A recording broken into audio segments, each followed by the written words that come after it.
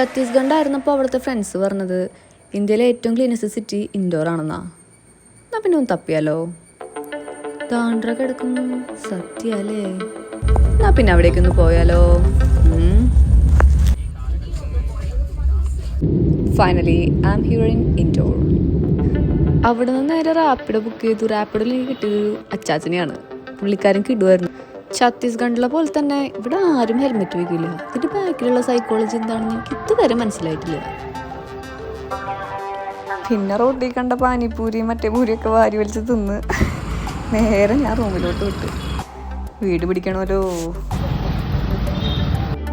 പിന്നെ കുറച്ച് പാട്ടും പാടൊക്കെ ആയിട്ട് ഞാൻ കിടന്നുറങ്ങി. നാളെ എണീച്ച് ക്ലീനസ്റ്റ് സിറ്റി ആണോ നോക്കാൻ പോണ്ടല്ലേ. കേട്ടത് സത്യാട്ടാ. നോക്കിയേ, അനാവശ്യമായിട്ടൊരു വേസ്റ്റോ പ്ലാസ്റ്റിക്കോ തേങ്ങയില്ല. ഓട്ടോ ദർശനം എടുത്തപ്പോൾ ഞാൻ പിന്നെ റാപ്പിഡോ ബുക്ക് ചെയ്തു. പുള്ളിക്കാരൻ ടോം ക്രൂസിന്റെ അടുത്താരോ ആണെന്ന് തോന്നുന്നു. അഡ്വഞ്ചറസിനോട് ഭയങ്കര താല്പര്യം. 500 മീറ്റർ അപ്പുറം നല്ല എണ്ണച്ചുണ്ട്.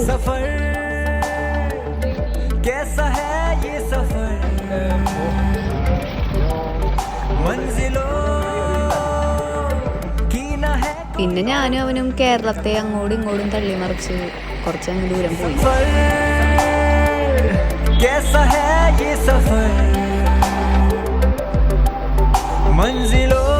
ചുമ്മാ പറയുന്നൊന്നുമല്ല, ഇറ്റ്സ് ടു ഗുഡ് ആക്ച്വലി.